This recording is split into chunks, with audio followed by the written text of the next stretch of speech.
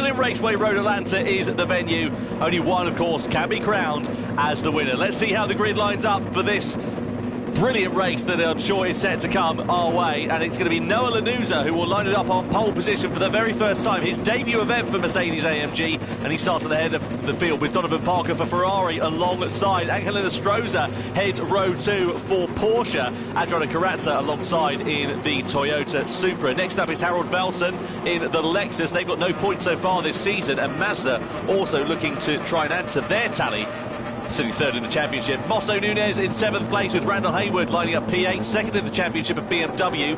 9th is Trent Jeffrey for Honda, but the championship leaders Subaru with Danny Solis at the wheel for this event lining up only in P10. Then Simon Rosenberger is in 11th place with Celso Filo, the Brazilian driver, lining up in 12th position right at the very back of the field. Now, medium and soft tyres available for the drivers, and interestingly here, Parker, we've got all of the drivers who are starting on the medium tyre, so not any divergence in strategy. Well, apparently they heard what I thought and just did the exact opposite. That's what everyone thought. Was that, hey, whatever he says, I'm going to do the opposite, so that makes sense. But hey, we'll see how that plays out. We saw some of the Wizards, what they had put together in terms of strategy.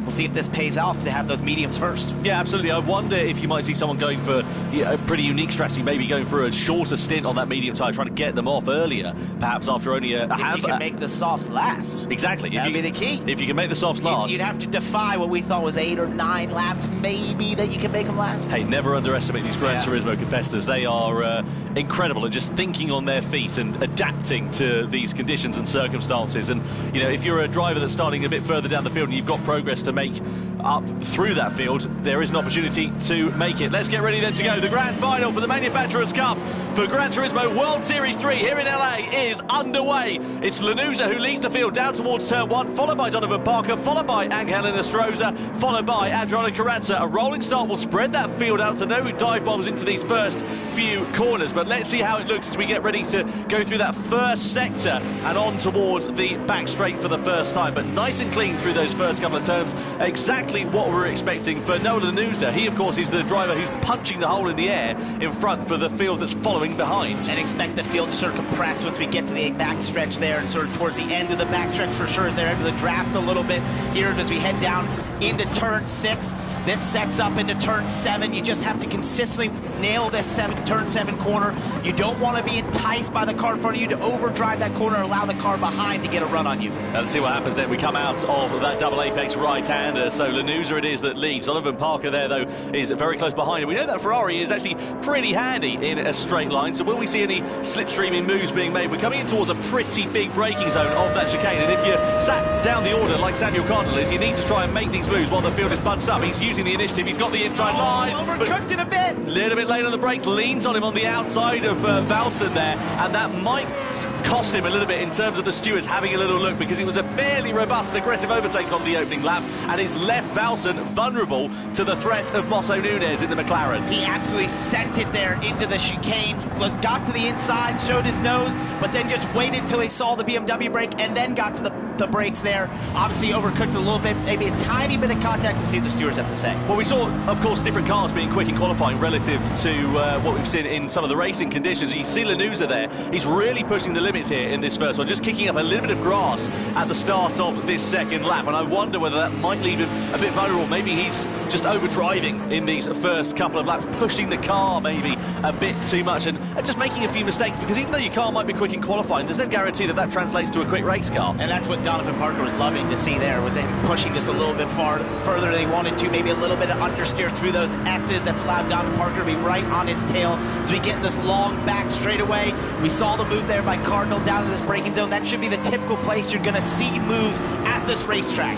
Yeah, let's have a look then. Donovan Parker with the slipstream, with the advantage, and with now the race lead. He comes into the chicane, and now it's Ferrari and Donovan Parker in front. So the USA lead here in Los Angeles with the Italian machinery down in towards the final couple of corners. We're about to come, and Corazza is right on the back bumper of Angelina Stroza, who's in that unfortunate position of trying to attack but also having to look in his mirrors to try and defend at the same time. Corazza's got the inside line into turn 1. That's a tight one. Yeah, you can't really make a move stick through there unless you've got a winning dance partner, and Corazza fairly robustly gets his way up and into third place for Toyota. That was beautiful. Great racing by both drivers to give a little bit of room there for Nostroza. Kraz-e there to get to the inside and stay committed through turn one. That's a really tough pass to make, but they did it easily. It's sort of a bit of a stalemate where all the drivers have now started on this medium tyre. I have to say I am quite surprised for that, because if you're Subaru, if you're BMW, you need to make the progress while the field is bunched up, you would have thought, and surely going for the soft tyre would have maybe been a different strategy. I suppose the converse to that is that you're going to be on a slower compound tyre later on in the race, and it might leave you vulnerable. Well, we already know that we thought they would do it one way and they did the opposite. So we might figure out. We have no idea what they're going to do, but we'll find out in real time with all of you watching as this unfolds. I think, when we go back to that last lap with Donovan Parker going by Lanuza, that was a message to Lanuza. This is the straight line speed I have in this Ferrari. He made that pass before they got to the braking zone.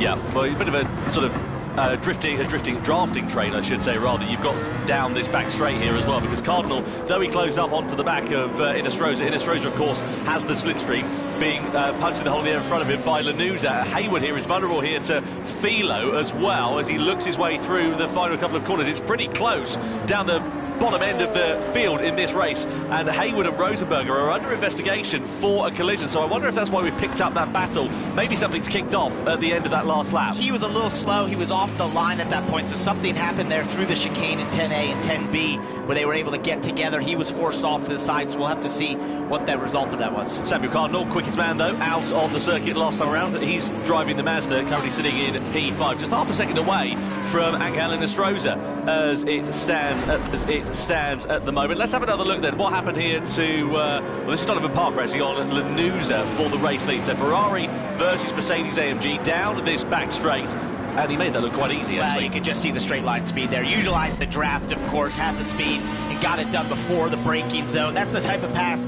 you love to make happen because it was simple. Yeah, really nicely done there for Donovan Parker. And the question is now, he's got the lead of this race. Can he pull away? Can he build an advantage over Lanuza and over the rest of the field and try and sort of run his own race? And when we spoke to him earlier today, he was really worried about the left rear tire of this Ferrari, though. That's one of the things he said. I know it has the speed, but I'm worried about beating up that left rear tire, especially through turn one. This final corner here, you see the car puts a ton of energy to the left side. These are high speed, highly committed corners that just abuse that left side tires, and therefore he's just definitely thinking about taking care of that left rear. Yeah, no doubt about it. So through the first sector we go, and this is what we're used to seeing in these sort of longer form races. About 45 minutes in total we're expecting from lights out to the checkered flag.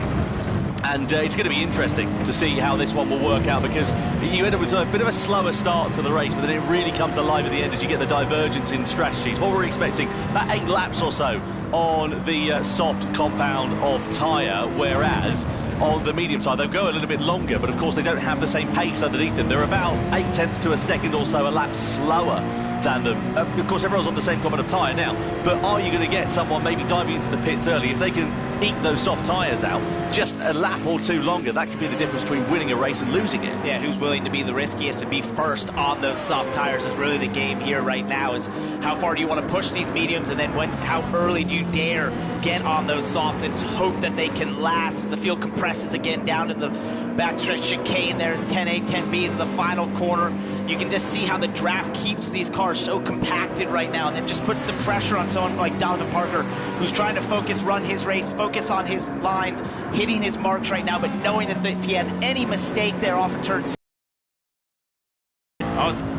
Kraz-e on the back, on the back of Lanuza. The problem is, though, it's such a one-line first sector here, though, isn't it? You can't find your way through there. Well, we saw the pass he made into turn 1, which was excellent, but once you get to turn 2 or 3, it'd be a massive mistake by the driver in front of you if you're going to get there. Here's Simon Rosenberger down in, this is how he got into Haywood, just outbroke himself.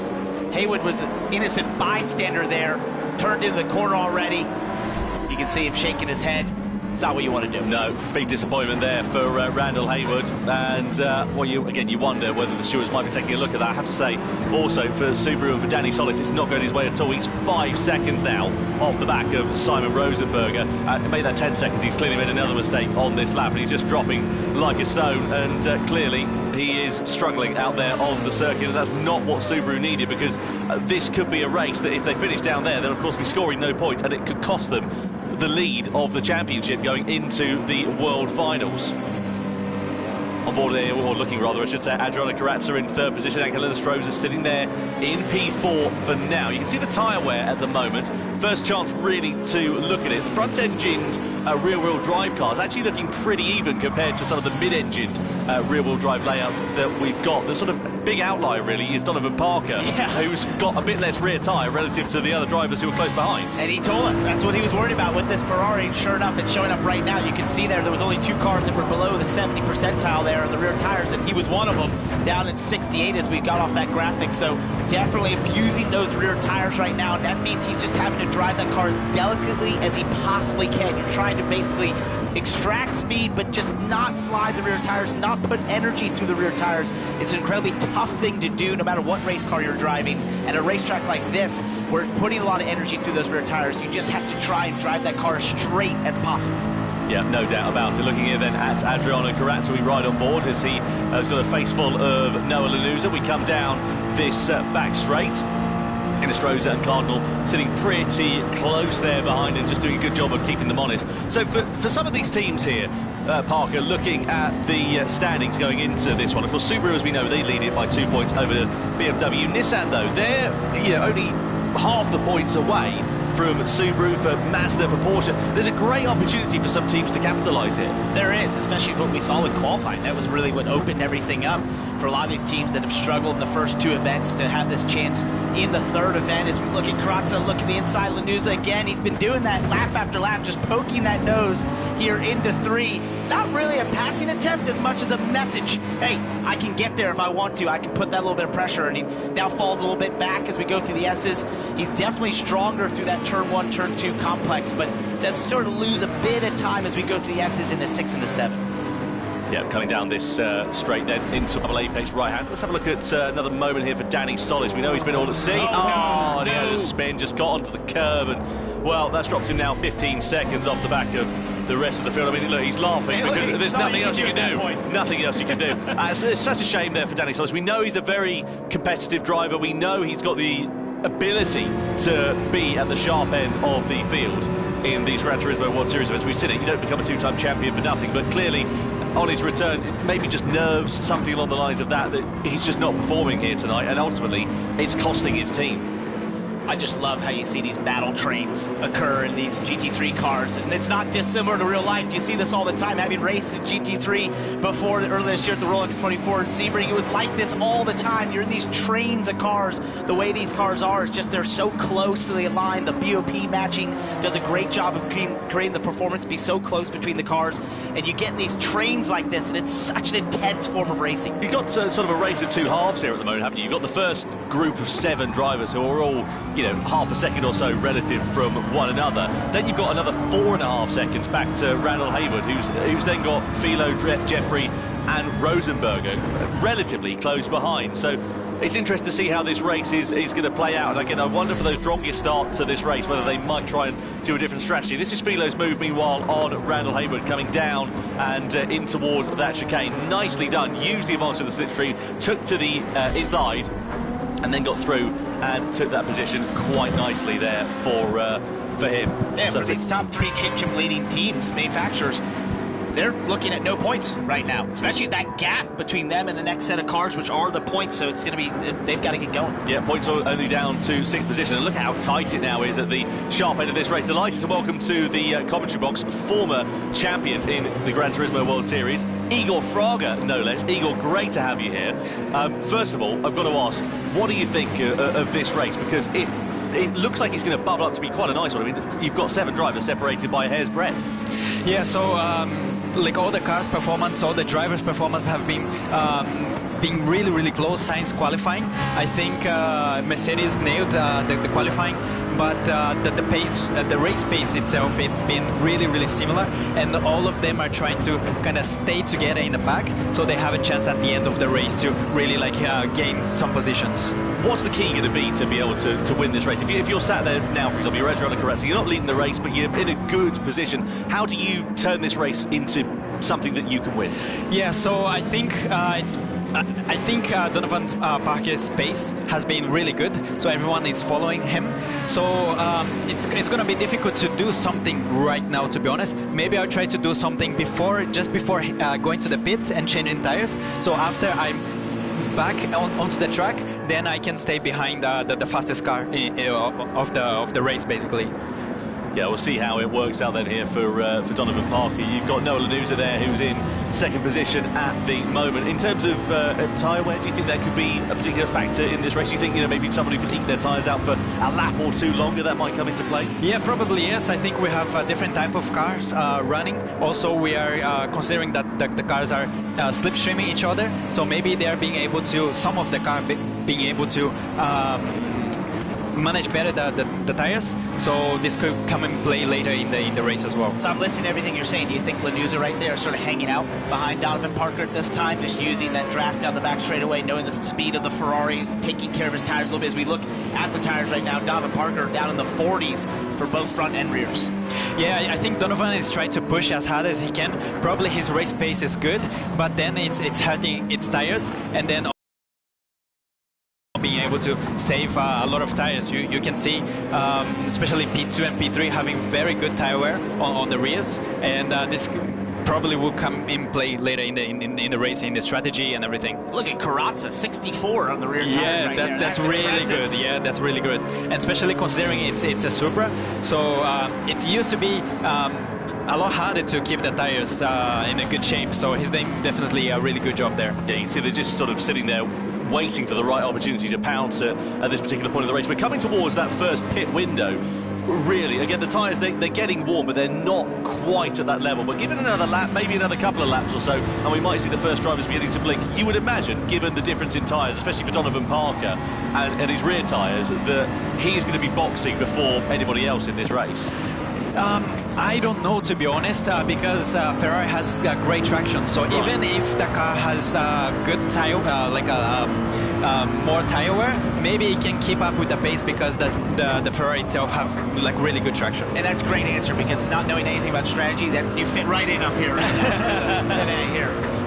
Yeah, because the thing is, they're always shown the predicted strategy, but there's always drivers that come up with the crazy ideas and different strategy that is not even shown, and they can do really well. Wait, you're saying race car drivers being crazy? Yes. No way. Yes. All right. Going down this back straight then here, looking at Donovan Parker, then Noah Lanuza, then Adriano Corazza, who's just sitting there in third place. Inestrosa a couple of laps ago, who's in fourth at the moment. Got a bit of a warning for contact with another car, so must have had a bit of a tap into the back of Adriano Corazza. Corazza has a sort of half look there to the inside to the chicane, but the door's not quite ajar enough for him to walk through right now. And he's doing that still out of turn one. I watched him do it the lap before as well. He's done that there down into turn 10 chicane. He's just constantly showing that nose a little bit to Lanuza. We saw what his rear tires were like. He's done the best with that. Look at the run he gets here into turn one. Lanuza goes a little bit further in the corner, but here's that once again better on the exit. That's why his rear tires are doing so well, as we see Simon Rosenberger on pit road. Yeah, he's the first driver to come into the pits, then he'll go on to the soft tyre. So we're expecting 2 stints on the soft tyre in this race, and Rosenberger in the Lamborghini, the first driver to blink. He's down in 10th position at the moment. What you want when you come out of these pit stops is a nice bit of clear air, which Rosenberger should get. He's got Danny Solis, who's about 20 seconds or so down the road, but Solis is now coming to the pit lane, so he should be pretty much on his own, Rosenberger, once he emerges back into the race. And also it's very difficult when you go out the pits, because you are running with worn medium tires and then you put the fresh soft tires. The grip changes, it's very different. It's huge, and then you have to keep nailing the exactly same lines, because you have all the curbs and very technical cornering in the first sector, and a little bit of mistake that you do, you can get a penalty.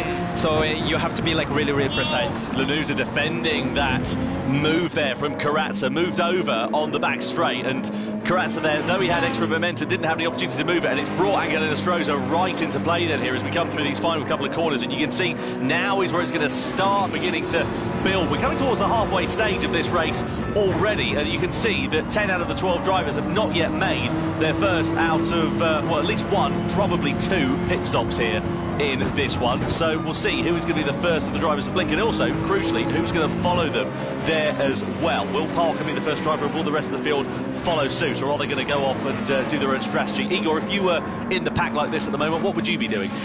For me, at this point, probably just make sure that I can stay on the pack and don't do any mistakes, because, you know, if you kind of risk it at that point and you do like a little mistake, you will lose like 4 position in a blink of an eye. Yeah. And we're gonna like ruin your race. So I think it's just stay on the pack, just keep your position, and especially if you're on the top 3, you want to just keep your position because you have probably plenty of chance later on the race. And I wonder if Kraz-e is thinking he would be one of the last on pit road. We got that graphic again of his tires. He's 20% better than Donovan Parker there, who's the leader right now. He's done an incredible job saving those rear tires. As he does a block here, just throws a nicely done down into 10. But I wonder if he's going to watch this and see maybe there's a chance there to go a little bit longer and to be able to push on those soft tires harder.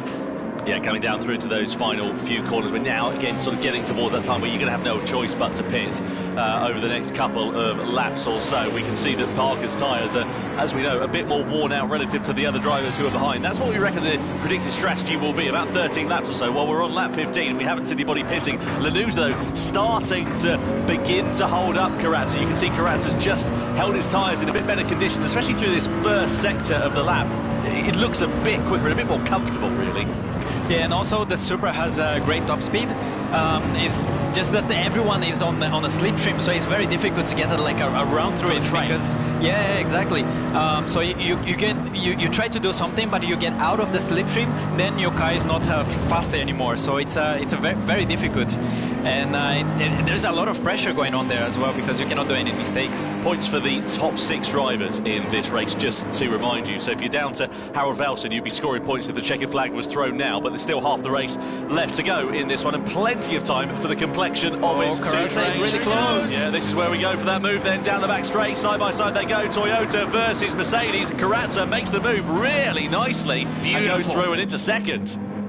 Exactly what he wanted to do. Now, are we going to see anybody diving into the pit lane at the end of this one? Parker does. He had no choice. Look at the rear tyres. They would be about as soling his shoes after that long in the race, and Parker decides that lap 16 rather I should say, is the last on the mediums and goes on to the soft tyres. I wonder how he's going to work with this. Yeah, and I'm thinking about like Kraz-e and other guys that stayed on track, that maybe there's a possibility to do a one-stop, no? That's what I was thinking. I was looking at how much better his tires were. Now he's in the lead. Could go all the way to a one-stop, possibly. Well, that's the thing, isn't it? You know, we were talking about the hard tyre, or the medium tyres, I should say, the harder of the compounds versus the soft tyres. And the predicted strategy says, soft tyres, you've got to get them off after about 8 laps. But like you say, if you can just be really smooth on your inputs, on the steering, on the brakes, on the throttle, and you can eke them out for that little bit longer, maybe you can eke those soft tyres out.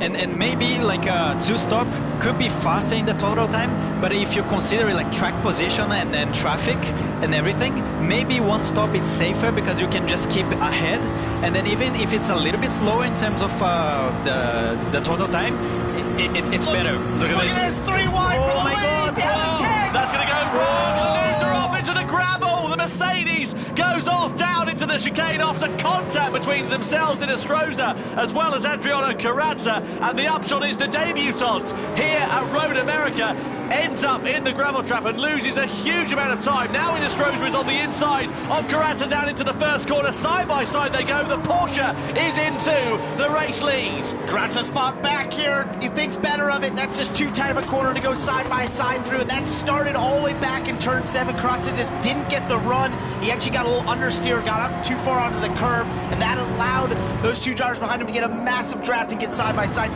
3 wide down that corner for a place that's only really fit for 2. Yeah. 3 into 1 doesn't go, and no surprise to see that incident under investigation. I should imagine the stewards will take a pretty dim view of that. I'd love to have a look at a replay and get another angle on that incident in a few moments' time. But we look here at Samuel Cardinal, who's profited from it. He's now up into 3rd place, into the podium positions here for Mazda. Mazda, I remind you, 3rd in the standings at the moment, so they could really take an advantage because Porsche and Toyota are a bit further down the order. Toyota 5th in the standings, joint 5th with Porsche, but yeah, Lexus also, having not scored any points, would be very welcome for that 4th place finish. Anyway, the long way still to go. And I think there's going to be some drivers that are going to pit this lap because there is some driver that have a very high tire wear. We'll see No, they keep going. Yeah. Probably next lap. So I think if you can push like 17 laps on the mediums, one stop is very possible. Let's have a look then to see what happens. Inestrosa's got great momentum. Lanuza there on the outside. Oh, Kraz-e moved over by the looks of things. Yeah. Just a little bit. I don't think at one point there he knew they were about to be 3 wide. He was trying to protect. He didn't know that Noah was there and kind of come over at that time, and that caused the collision. Well, yeah, that's not going to be much compensation, I should imagine, for Adriano Kraz-e, and also for Noah Lanuza's mood as well. Let's see what the stewards decide for that one, but I would imagine there could be a penalty coming the way of the Brazilian driver, and that'll be a big disappointment for them, for Toyota, because, as we say, 5th in the standings. It was a great opportunity for them to try and build on the points that they could have got over the course of this season so far. And as I said, like it's been like everyone's so close. Just a single mistake can like really ruin your race. So all the the decision that you make during the race are so important to make sure that you can like capitalize in everything. You got the sense, didn't you, that it was bubbling up, that something was going to start kicking off. Especially with the tire starting to be warm. It's very close to the pit window. So yeah. It was where something could happen. Cardinal into the pit lane then at the end of lap 18. So he's the first of the leaders from that group now to blink in the Mazda RX Vision machine. Comes in and he'll go on to the soft tyre. Everybody else staying out, and the tyres, as we say, I mean, just looking at it from what we can see on our timing screen, they're pretty worn now, especially on the left-hand side. This, of course, being a clockwise circuit, means that the left-hand side of the car gets lent on that a little bit more. Yeah, in the meanwhile, Donovan Parker, he was always with the clean air, so I think he will have like a big gap compared to the other group that stayed on track. But I think it's going to be really interesting to see that tire wear at the end of the race. That's a great point, because as we saw that 3-wide movement and battling at the front, that was just slowing them down, allowing Donovan Parker to rip those fast laps. Well, the question is as well, Parker, as we know, he pitted early on.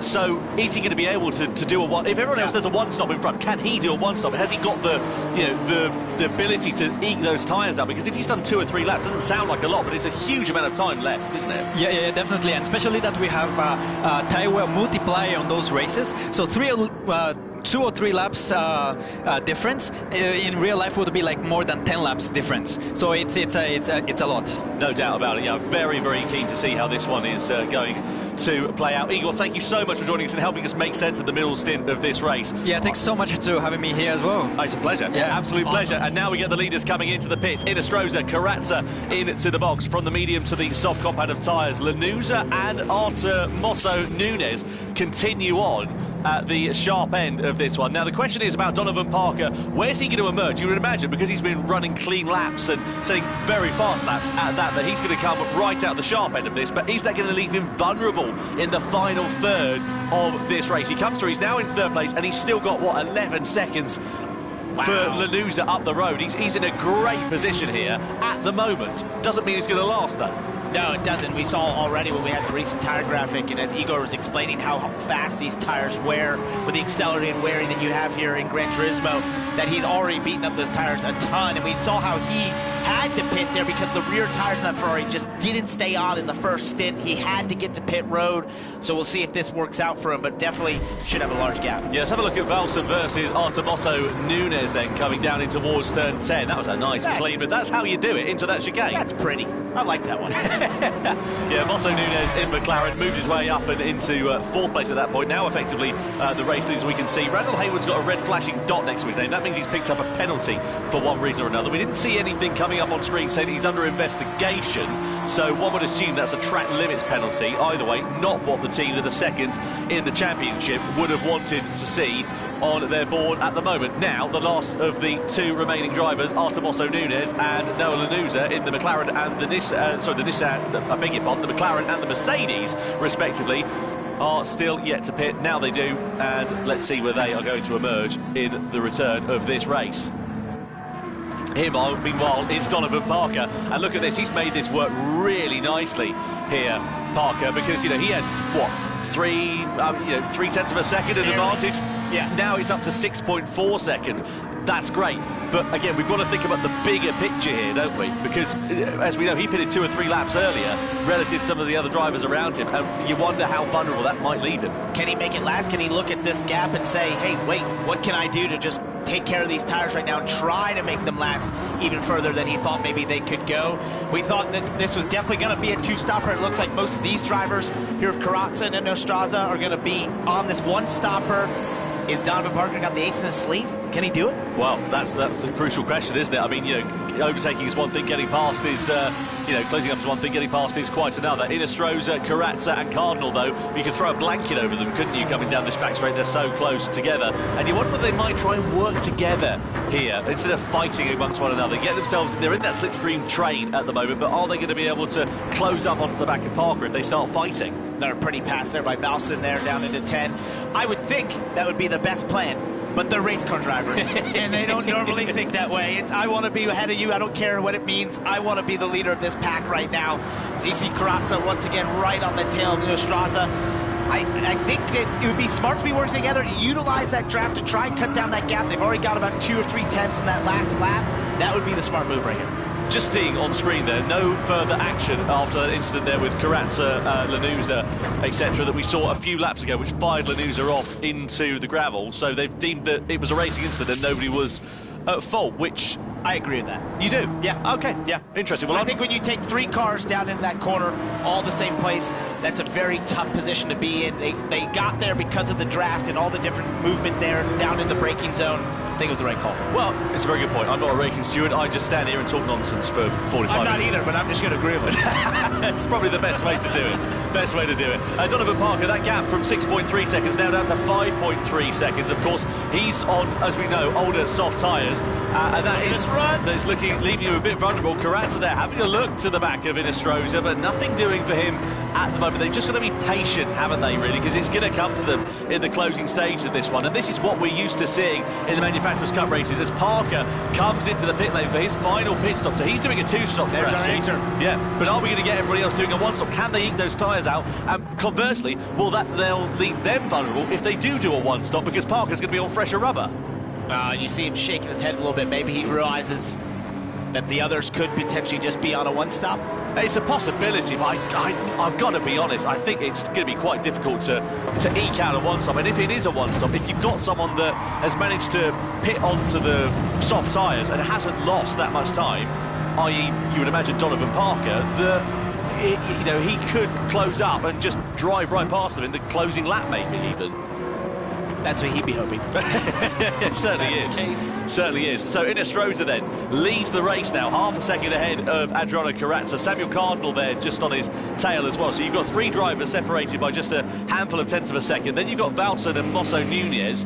Where is Donovan Parker? So he's in 9th position at the moment. He's the first or the second driver now to make 2 stops in this race. And he's got a hell of a mountain to climb in terms of making up time, but also he's got to fight his way through a fair bit of traffic up the road there as well, which could compromise him. And that shake of the head might mean that he knows that a possible chance of victory for Ferrari could have slipped through his fingers. And right now he's about 18.2 seconds back at this time from the lead, so he's got a little, that gap would condense obviously with a pit stop if these leaders were to pit, but we think possibly they're just on this 1-stop strategy right now, and therefore he knew it was game over at that point. So looking here at Samuel Cardinal, as we say, the top 3 teams in this one would love to have the checkered flag thrown now, because they would get some great points on offer. Porsche sitting 5th in the championship with 3 points so far this season. You've got Kraz-e for Toyota, they're also joint 5th as well, and Samuel Cardinal for Mazda, they're 3rd in the championship. Harold Valson meanwhile has been given a 1-second penalty for colliding with another car. Not quite sure if we saw what that was all about, but he's ahead of Artem Mosso Nunez, so I wonder whether that might be what it's all about. The upshot is, though, he's coming towards that penalty zone. You see that bar filling up, and he'll come into that. He'll lose a second, but he'll also lose the time it takes him to get back up to speed. So a second's penalty could easily end up being 1.5 to 2 seconds quite comfortably. And it's on that long back straightaway when we've talked about just getting a bad run out of turn 7 is worth a couple tenths, let alone having to slow down like that there and then having to reaccelerate back up to full speed, and it messes up your braking down to 10, so it's a massive penalty. So, if you're in Inostroza, your Kraz-e or your Cardinal here at the moment, Parker, you've got a nice, comfortable cushion over the rest of the field. Are you going to take that risk and try and do that 1-stopper? Is it worth it? I think it absolutely is, especially what we saw Kraz-e was able to do with his tires earlier. in this race. He had the best rear tires of anyone, and he's been able to make passes in areas that no one else has. So I definitely believe that this is what he's expecting to do. I think right now, just taking care of those tires right now behind Inestrosa, but hoping that when he gets that chance to strike, it's there on offer. And we've seen him do it down into turn 1. He's done it down to turn 10. He seems to be always looking to poke his nose out just at the braking zone, just to make that driver think for a second, hey, I could get there if I want to. And that's definitely nerve-wracking for Inestrosa. Yeah, you'd be sat there on the light flashing button, wouldn't you? Trying to distract the driver.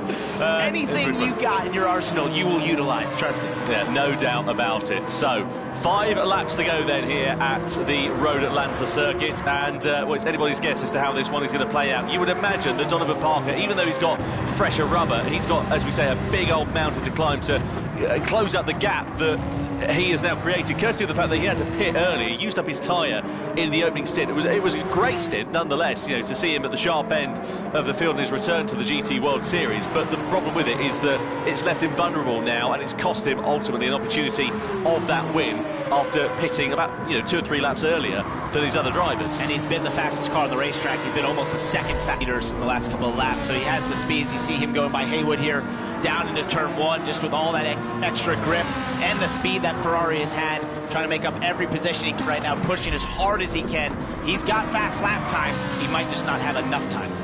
Yeah, that is the problem there for Donovan Parker. What's the gap now? 8.5 seconds. So he's going to have to hope that they all have to pit in the closing stages of this one. I mean, looking at the tyre wear that we can see on our timing screen at the moment, it's fine. You know, it's not great, and it's going to be slower compared to Donovan Parker, but the gap that he's got to make up over the next few laps is pretty insurmountable, one would imagine. No, definitely, and I think if you just look there at Kraz-e with 59%, that was just the same thing he did in that first stint, and we've seen that they were able to go way further on those tires than maybe we thought they potentially would. So I think this really is the battle for the win right here. It's Inestrosa and the Porsche versus the Toyota of Kraz-e. These two have been going at it all race long. Throughout each and every lap here, they've been around each other, and Kraz-e's been sort of on the back foot at times, having to make those wild passes, but I do think if he's going to find a place, it could be into turn 1 where he's surprised some drivers early in the race. And they've kept it pretty calm and pretty respectful up until this point. There's going to come a time where that calmness and that respect is going to start to wane a little bit, and then the gloves are going to completely come off, you would imagine, right towards the end, because it's all good sitting there in the wheel tracks of your fellow opponent and just, doing your own race and letting them run their own race, but eventually challenge for victory that they're going to want to make. This is Donovan Parker, meanwhile, as he ascends his way up ahead of Trent Jeffrey. That is a great move there on the inside. Set that one up. Jeffrey there forced to the grass on the outside, and Parker through and into 7th position. I mean, he's closing the gap down to the likes of Harold Valson, but again, it's just going to run out of time, unfortunately, here. It's going to come a little bit too late for him. And it's such a shame. He did a great job in qualifying. We talked to him earlier today. He had a ton of confidence, was super excited for this event, and felt like if he could be up front, he had the possibility to do it and fight for the win. On pace alone, he had that, but strategy's going to bite him. Now look at the tyres here then, Parker, because you can see Kraz-e, he's got way more rear tyre than Inestrosa, and now Kraz-e side by side. Kraz-e will not be able to attack full position going into that chicane. He'll live to fight another day, will Inestrosa, but now we're starting to see the gloves beginning to come off. We're starting to see the aggression here from Adriano Kraz-e. He's just biding his time quite nicely with the tyres, and now he looks poised to attack for the race lead. Inestrosa knows that, goes for a defensive line down towards that first corner. That's going to compromise his entry speed and subsequently his exit speed there as well. Forces him a little bit wide. If he can just hold firm and not allow Kraz-e to attack, he'll be able to hold it through these sweeping series of corners and live to fight another day. But it started to get a little bit more interesting, and now it's beginning to build, and Kraz-e's looking poised to attack. You can feel the intensity ratcheting up right now, and that was that move that Inestrosa did, being defensive into turn 1, because he knew Kraz-e's been able to get to the inside there towards 2 and into 3, but he can't quite get there well inside him to really make a difference. So Kraz-e's had to back out of it lap after lap. It's going to take Kraz-e trying to get to the inside into turn 1, firing it off in there. Oh, as he got sideways, losing a bunch of time. Yeah, a big old moment there. That's left him vulnerable here to Samuel Cardinal. So just that one mistake, we were talking about it earlier on in the race when the field was really bunched up, and now it's cost Kraz-e a chance of attacking for victory, and might cost him 2nd position here at the expense of Cardinal as well. They run side by side down the back straight into the braking zone of turn 10. Cardinal with the slipstream with the advantage. Kraz-e's not going to give this one up, though, without a fight, and moves his way back through and into second place. Kraz-e now needs no mistakes. He needs to be as clean as you like. 2 laps to go at the end of this one here, and Kraz-e, if he wants to challenge for victory, needs to get himself onto the back of Inestrosa pretty sharpish. He's got to get his head down right now in terms of the best laps of this race, the best laps of the day, if he wants to have a chance at going and challenging for victory there. With that just slight mistake, it's put him just too far behind. He's going to have to find something. But look at him, he's got way more tyre compared to the likes of Inestrosa and to Cardinal as well, especially on the rears. Fronts are pretty even Stevens. Let's see whether that proves to pay dividends here, though, for Kraz-e, because if Inestrosa's tyres fall off a cliff in this last lap and a half or so, that could be the one thing that Kraz-e needs in order to have an opportunity to look at it then. So we're coming through this double apex right-hander. This was last time around, goes through into the right. Inestrosa carries on okay, and it just gets on the gas a bit too early. And it's just so easy to do because that corner entices you to roll more speed through the center than it really wants. And as the tires where you're leaning so heavily on the left rear and you're trying to get back to the throttle so early in that corner, even potentially before the apex, to just try and make this straightaway as long as you possibly can. We've seen that throughout the day. That's a very typical thing to see at Road Atlanta, especially on old tires, and it just bit him. Kraz-e starting to come back in towards that slipstream range, and again, what he's going to have to hope is that Inestrosa's tyres fall off an absolute cliff as we come through the final corner to start the final lap of racing here at Road Atlanta. It's Inestrosa that leads, but the tyres on his car are looking pretty second-hand. Kraz-e's, they're okay, they're a little bit better in terms of their condition, and now is this going to be the chance for Kraz-e to challenge for victory in the Toyota. 1.1 seconds it was across the line, and now 1 lap to go here. It was about 2/10 right there. If Kraz-e's got that pace in that race car, he's going to have to find it right now. See Inestrosa use a lot of the racetrack. It's another 2 or 3 tenths right there. If he's going to get there, he's going to try and make everything up through turn 6 and 7. Inestrosa's struggling. You can see him really pushing the front end, kicking up a bit of grass as it was just understeering like a shopping trolley there, just trying to get the car rotated, but he's got no front tyre left. Now Kraz-e, he's in the slipstreaming range, and this is the last opportunity. Needs a clean exit out of here. Power down well. Inestrosa used the curb there on the outside. Kraz-e's going to have the advantage of the slipstream. Then we come down the back straight. It's Porsche versus Toyota. It's Inestrosa versus Kraz-e in the battle for victory. Inestrosa, though, has got great straight line speed in that Porsche. Kraz-e closes up, but he's not quite close enough to make a move. Inestrosa defends his way into the braking zone quite nicely, parks the car on the apex, and Kraz-e can't attack, and unless Inestrosa makes a mistake, as we come down to the final corner, into the final turn we go at Road Atlanta. Inestrosa versus Kraz-e, Porsche versus Toyota for victory, and Inestrosa wins the grand final in Gran Turismo World Series 3 here in Los Angeles. What a fantastic drive from the Chilean, as Kraz-e takes second best ahead of Samuel Cardinal. A brilliant Grand Slam finish to the checkered flag. Let's go, Parker. Could you want? That was absolutely big ups, guys. Hope you enjoyed that. The There's another race coming up. Porsche, I'll have to load it, and then there'll be another one after that. So yeah, I'm Kraz-e. Hope you're enjoying it. And they come together Thank right you. there in the final corners. I've watched a lot of racing in my life. That was sensational. Yeah, absolutely brilliant there. Angel Inestrosa takes victory in Gran Turismo World Series 3 here in LA for Absolutely the Porsche brilliant. team That's ahead right. of Adriano Kraz-e. And you have to give it to Adriano Kraz-e. That was an incredible Great drive race, man. over the course of that race. But ultimately, that mistake he made on the penultimate lap cost him a chance of victory. And that's what Igor Fraga was saying up here when we had him up in the booth for a while. He just said it's the smallest little things, the smallest little mistakes that can hurt you when the field is this tight and so closely compacted, especially as we saw throughout this race, those battle trains essentially that occurred, and the field would sort of yo-yo effect and sort of compress back as the tires fell off. You could just sense that the pressure was ratcheting up, and he just made that small mistake that's so easy to do.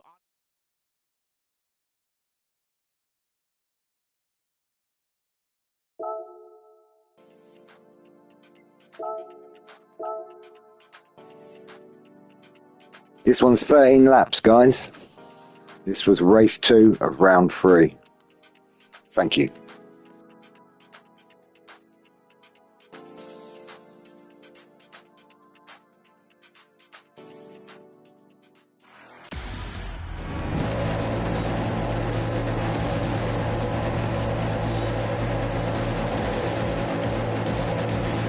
The drivers then on the circuit ready to go for the sprint race here in the Nations Cup. This is going to be hugely exciting to determine the grid for the grand final. Kras-e lines it up on pole position. Alongside him on the front row is Kilian Drumont. Then next up on the head of row 2 is Jose Serrano, and he has got Angel Stroza for company alongside. Then it is Valerio Gallo. He's P5 on the grid, the Italian driver, just in front of Takuma Sasaki. Next up, Pole Eura, man who's needs to turn his fortunes around after a difficult Berlin, with Takuma Miyazono alongside. Completing the top 10 is Canada's Samuel Cardinal with Guy Barbara for company. And then next up you've got Ace. Now, this being a sprint race, no need to worry about tyres, no need to worry about fuel. It is flat out from lights out to the checkered flag, and it's anybody's guess as to how this will work out. And it all starts down to turn 1, a downhill braking zone into turn 1. You'll use all the runoff that you possibly can over the curb on the exit, but then it sets up a long back straightaway here on the Watkins Glen long course. One of those beautiful racetracks in all of North America. Historic, it's a beautiful place to be, and it's an awesome place to race. Super high speed. Yeah, no doubt about it. What about Kilian Drumont? What can he do there on the far right-hand side of your picture? Currently 7th in the standings, with just 2 points on the board so far this season. Good opportunity for him to try and turn things around. Likewise, there is Takuma Miyazono. He's currently P5 with just 4 points out of a possible 12 he could have scored so far this season. Their opportunity really does knock for some drivers, and this is the first test of things, because as we said, this will determine that grid for the grand final. We're ready to go racing though for the sprint race of the Nations Cup here in LA as we get racing underway at Watkins Glen, and Kras-e leads the field across the timing line and down towards the first corner. Drumont, Serrano, Stroza all in tow behind. Into turn 1, it's not a particularly heavy braking zone, so no dive bomb moves into there. You've got to set it up quite nicely though as we then begin to start opening up the lap, and now we'll see the drivers following in the slipstream behind, just waiting for that right opportunity to try and pounce. As you go through those S's, as you're following our driver, you can lose a sight a little bit, so you got to make sure you're hitting your marks correctly as we go here into the chicane a little bit. And this is a barely slow down with the grip that this thing makes over here. Then as we head towards the boot, down into the extended portion of the Watkins Glen course, it starts to get into some real flowing corners. Yeah, no doubt about it. You can see Kilian Drumont all over the back of Kras-e as we come through this left-hander here. You can hear the tyres chirruping in pain as we come down in towards the final part of this lap. A long, lazy hairpin as we come through there, and you're just waiting and waiting and waiting to get on the power as we blast it on to the start-finish straight. You've got to be a bit careful about taking too many liberties through there. You run it wide, you'll end up with the curb on the outside, possibly the wall as well. Now, here's Kras-e, and he's in a bit of a disadvantage because, of course, he doesn't have a slipstream. He's the one in front, punching the hole in the air. Kilian Drumont has got the advantage of that slipstream. Can he use it to his benefit, though? Going through turn 9, one of the slowest corners on the entire racetrack right there. Then head towards turn 10, a quick left-hander that sets up in the final corner back on the front straightaway. And you can see how flowing this race course is. You don't slow down often. That makes passing hard. You're going to try and pass into turn 1 as we head down towards that. Or it was back there, turn 7. Drumont goes all the way to the outside here.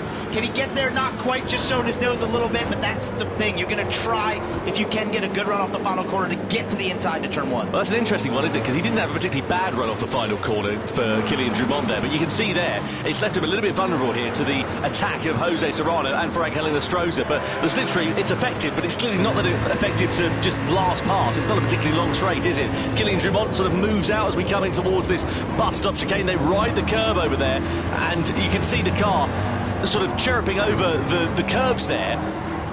Looks relatively compliant.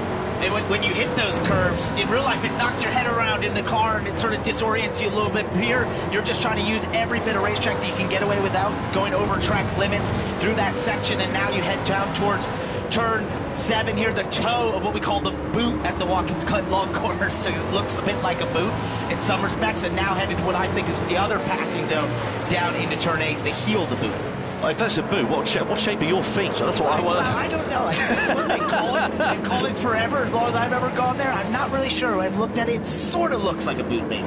Yeah, okay, if you look at it with your eyes closed, maybe. Sasaki versus Miyazono, side by side through this left-hander. The two Japanese drivers giving absolutely no quarter at all here. Miyazono looking to try and repay the favour there on Takuma Sasaki, who's dropped down from 7th to 6th place rather, to 7th place from where he started. So he's lost 1 position, possibly set to lose 2, maybe even 3, because Guy Barbara is right in the wheel tracks of the two Japanese drivers. Miyazono pulls to the inside, but has got the advantage. Guy Barbara with an 8 lines. That's a bit aggressive and a bit of a mistake, I feel that he tried to turn into an overtake. He was just a bit of a day late and $1 short on the brakes there. Thankfully, he managed to avoid any serious contact. And the problem with that move is that when you try to go to the inside there into turn one, we're seeing a battle for the lead. Drumont's down to the inside. We're going to be 3 wide here. Oh, yeah, this is tight. Ah, Drumont then, it is through into the lead ahead of Jose Serrano. Oh, someone's well off in the back. That's Gallo, who's entered into a different postcode by the looks of things. He fired himself off into the barrier right down the order, and that is pretty much a disaster there for Valerio Gallo, because that's going to give him the mother and father of jobs to do going into that grand final from the back. Got a real tall task to make that back up, and that can happen down there when you get side by side into the bus stop chicane. Something's got to give. You've got to get single file before you turn in, or you leave yourself at risk of firing off to the outside like he did there. So Drumont is that lead, Serrano in second, Inestrosa in third, and that's the thing you can see in this race. One mistake and you are going to be so punished so heavily, because you could lose not only time but also 3, maybe 4 places potentially if you run it a little bit wide in a certain corner, or you make a mistake and you end up firing it off into the barrier like Valerio Gallo. It can get even worse than that, to be honest with you. Right, and now as they go through here to the second final corner and into the final corner, you want to make sure you get the best run you can out of here to not leave yourself horrible into turn one. And we saw it earlier, if you go to the inside, you run the risk of getting a bad exit. That leads onto the long back straightaway, which is basically through the S's flat out, and therefore you're giving up loads of time if you go to the inside here and don't complete the pass. Inestrosa was having a look to the inside there of Jose Serrano down to the first corner. Nothing doing for him on that occasion, but Drumont now is in the lead of this one, and you wonder if he will be able to pull out an advantage, but it's so difficult to do so. As you can see, he's just a couple of tenths in front of Jose Serrano. Serrano looking to try and attack as they come in towards the bus stop, which you can make a move through there, but it's not the easiest part of the circuit to do so. You can see it's very tight, very narrow in particular, and you have to ride a lot of curbs. If you make a bit of a meal of it, you'll see what happened to Valerio Gallo, where he made a bit of a mistake through the first couple of corners. Got a little wide there on the X and the S's, and once you do that, it leaves you completely vulnerable down here. He gets overtaken by 3 cars from that mistake, because that's basically a straightaway. When you leave turn one all the way to the bus stop, you've got to treat it like a straightaway. Any checkup in your speed, you're going to pay the price. Jose Serrano was threading the eye of a needle through there. He's going to try and get 2 places for the price of 1. Meanwhile, Euro here versus Kaiderbrunn, they're banging sort of bodywork there as they come through the right-hander, and side by side they sit still between the two of them. De Bruyn's lost 4 places from where he started. He was on pole position, if you remember, and he's on a trajectory that's seeing him go backwards in this race. He tries to retaliate on the attack against Pol Euro, but that might leave him vulnerable to the charge of Sasaki and Miyazono, who are right in his wheel tracks here. That was very messy in some respects, but Pol Euro was able to make it work to his advantage. He got very loose there out of 8, then towards 9 was able to gather up, was played defensive and held on to the spot as they head down to turn 1. Yeah, through that first corner we go. Lap 5 out of 13. Still plenty of time left in this race for the complexion of it to change. Angel Inestrosa kept his powder pretty dry over the course of the first portion of this race for now. And you can see as we make our way through this right-hander. I just had a look at the tyre usage requirement. Now, we are actually going to require a pit stop in this race, so that's a bit of a unique thing here. You don't need to change a set of tires. You can, but it adds 6 seconds to the pit stop, essentially, so it's a mandatory pit stop, but you don't have to change tires. Right, interesting. So that's going to make things particularly exciting, one would imagine there, because it is, say, if you don't change your tyres, then obviously gain a bit of time in terms of track position then, in theory. Let's have a look at what happened to Valerio Gallo while we're figuring all that out.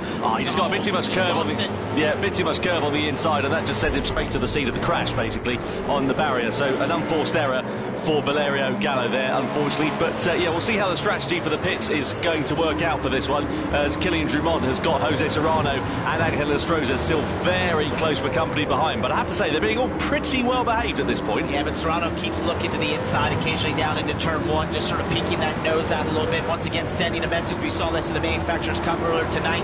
Drivers who are just trying to show that, hey, I'm here, I can make this move if I want to, but I'm choosing not to at this time. We're almost working together to try and maximize lap time this time. Okay, so we have to make 1 pit stop then in this race. It's mandatory, but you don't have to change tyres. Laboutelet's decided to do that at the end of lap 5, the beginning of lap 6. I was just about to ask, how do you decide when to make those pit stops here? And how does your strategy work out? Do you decide to get it out of the way early and hope that you get a bit of clear air? Because if that doesn't work out and you end up right at the back of somebody, it can cost you time and then ultimately cost you the position that you were fighting for pre-pit stop. I assume some of the mid-pack would probably be the first to pit road for that exact reason, get into clear air, start to rip some really fast lap times, whereas these leaders here who sort of find themselves getting away from the mid-pack are going to utilize this time to feel like they're drafting, they're making up some good lap time at this point, as long as the tires hold on. Look at Jose Serrano, he's all over the back of Kylian Drumont like a cheap suit here as we come through this left-hander. Just no room for him to use that extra momentum that he's got. And to be honest, I don't think he's particularly that bothered at this point. We're only at the halfway stage now of this race. There's so much time for him to think about where he's going to be making those moves. And you don't want to do anything too rash because it can cost you a lot more than you'd be set to gain. He got pretty sideways there out of turn 8, so just managing the rear tires, you're starting to see them sort of give out a little bit, sort of wear at this point in time. This car really hurts those rear tires for sure, especially out of here, is that you're just putting a lot of energy and stress through that right rear tire. You see Jose Serrano get a little bit sideways as the exit. That's a shame for Paul Ure. He's picked up a 1-second penalty for colliding with another car. That's going to drop him down behind De Bruyne for certain, possibly behind Sasaki. Let's have a look at the battle, though, for the lead as they all come and filter into the pit lane. I thought that might be the case. It's a case of follow the leader. One blinks, they all blink because they just want to maintain track position. They're sort of forcing their hand, really, there, aren't they? Yeah, and you're basically saying, hey, we're all just going to do this in lockstep and now try to race it out on the racetrack, not trying to use a different strategy at that point and thinking this is probably the fastest time to do this race. Can Laboutelet and Gallo try and take profit? Because they pitted a bit earlier on in this one, as you can see.